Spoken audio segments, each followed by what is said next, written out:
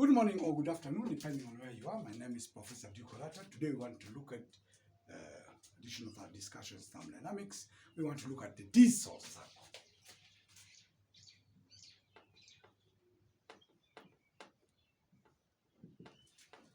And the diesel cycle consists of several processes. We have seen several cycles. We have talked about Carnot cycle, modified Rankine Carnot modified systems. We have talked of Rankine cycle. We have seen all these cycles. We have talked about the Otto cycle for the spark ignition engine. The diesel cycle is for compression ignition engine. For compression ignition engine. And so the processes which are involved in this compression ignition engine, which remember is an internal combustion engine. In fact, the fuel here is diesel. The fuel here is diesel. Now, in this compression ignition engine, unlike the spark ignition engine, we have the fuel mixture compressed. We have the compressed air, which is at high temperature. So when we inject fuel in, it ignites that particular system, and we're going to see that particular process when we are discussing this. So it's an internal combustion engine.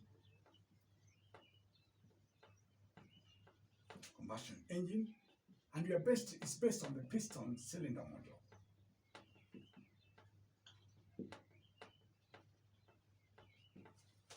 We are assuming that the mixture in the diesel, that's the fluid in the diesel cycle, behaves like an ideal gas. We assume that the fuel or the fluid in the diesel system, diesel cycle,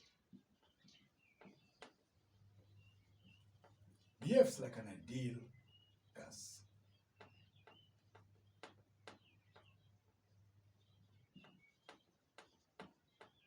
Therefore, of course, it obeys the equation of state or the characteristic equation PV is equals to nRT. PV is equals to nRT. Now, the diesel cycle has four fundamental processes here taking place. We have the suction, we have the compression, we have the expansion, and we have the exhaust system. So let's just capture those quantities in terms of the PV diagram for diesel cycle. PV diagram for diesel cycle.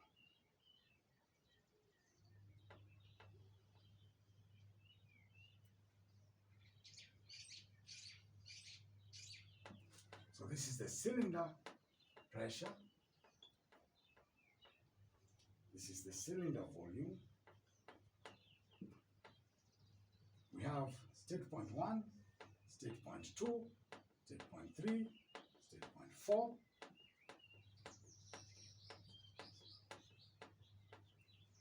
So, state point 1 is isentropic compression. State point 1 to 2, process 1 to 2. 1 to 2 is isentropic compression.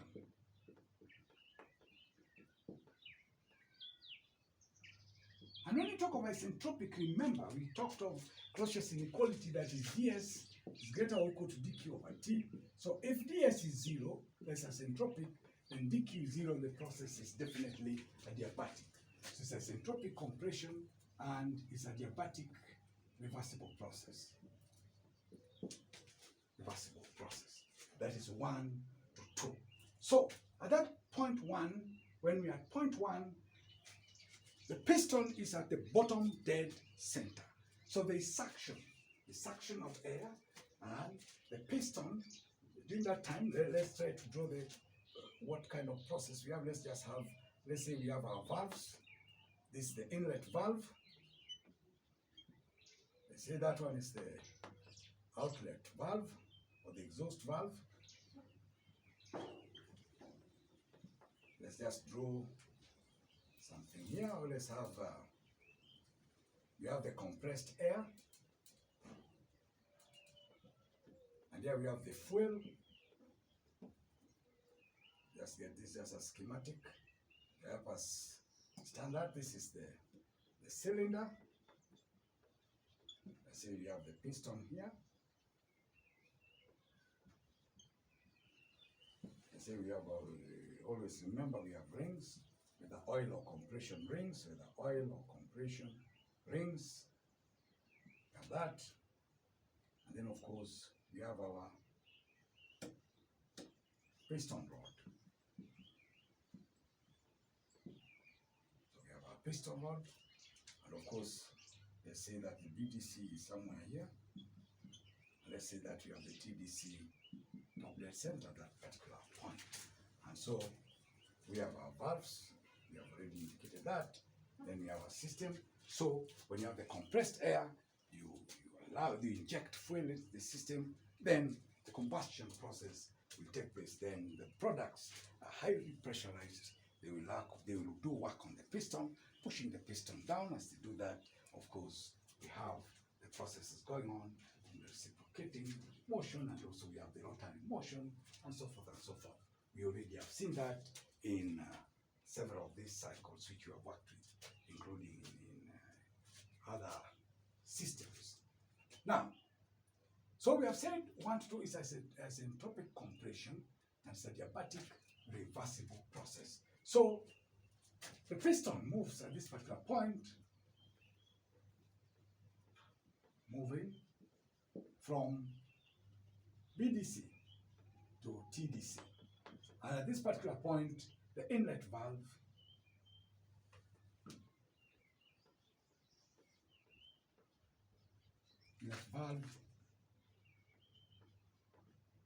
at the TDC, the inlet valve and the exhaust valves are closed. Of course, during suction, we have the inlet valve is open so that air gets in, and then as we compress it, now the inlet valve is closed. The exhaust valve is also closed. Step 2 to 3. 2 to 3, process 2 to 3 is an isobaric process. Isobaric, that means it's constant pressure. And we inject in heat, inject fuel and heat into the system.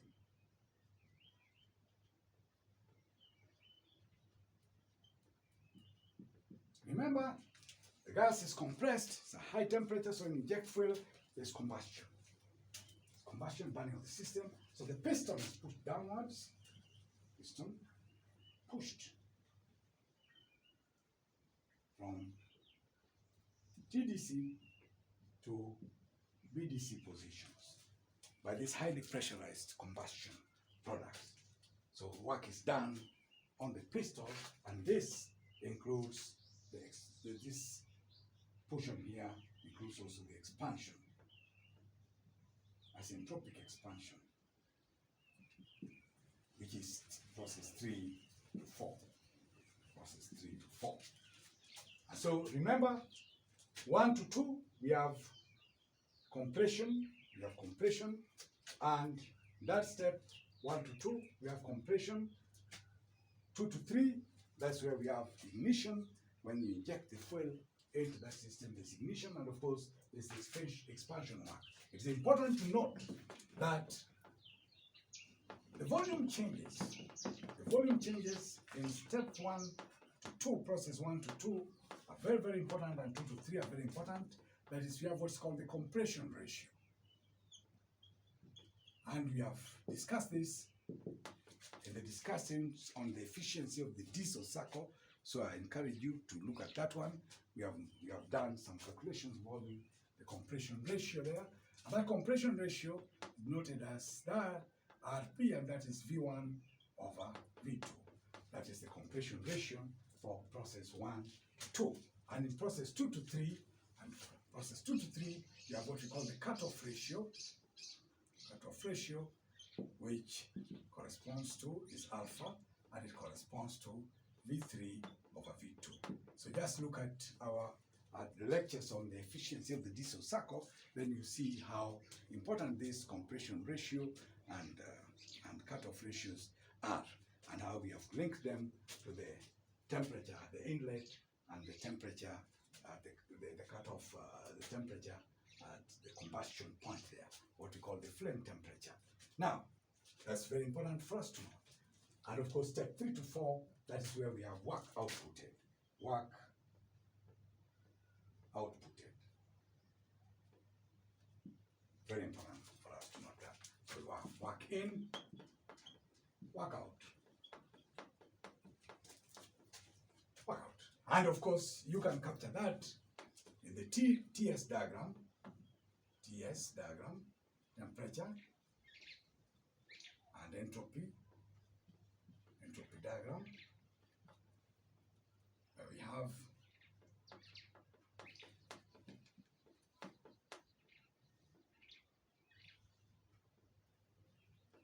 state point 1, 2, 3, 4. Remember 1 to 2 is compression,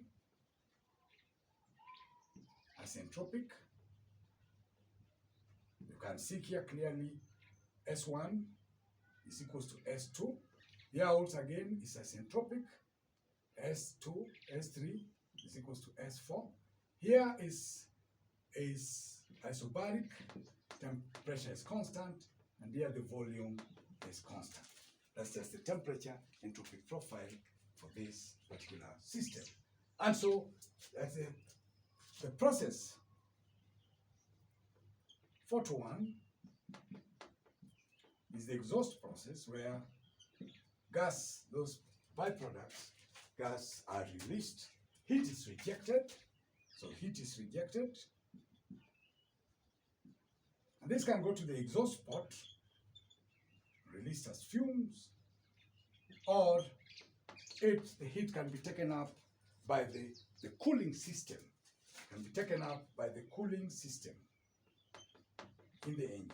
Normally, you have a radiator and coolants. You add in coolant, and that facilitates the cooling of the engine. In other words, it takes up the heat. So that is basically what we are talking about when we are talking about the diesel cycle. So in summary, the diesel cycle, we have the suction, we have the compression, then we have the expansion, and then we have, of course, the exhaust process. And we have said that the process 1 to 2 is asentropic or adiabatic reversible compression, and we have seen the compression ratio, and we have the cutoff ratio, which is given by in step 2 to 3, where we actually have the ignition, where you inject the fuel into the compressed air, and you have the combustion. Of course, when the products, when they are totally oxidized, produce those products, they are at high pressure. Of course, the piston is at the TDC, so it will work on the piston, those pushing it down, and of course, at state point 4, now you have the exhaust fumes being released, and just make a note that in that process, at state point 4, we have the exhaust valve open. Remember that. 1, inlet valve open. 2, inlet valve closed. Inlet valve open at 1, exhaust valve closed. At 2, inlet valve closed, exhaust valve closed. 2 to 3, both are still closed. Inlet valve closed, exhaust valve closed. At 4, exhaust valve open, inlet valve closed, and of course, again, the process repeats itself. Let's stop at that point. We'll pick up later.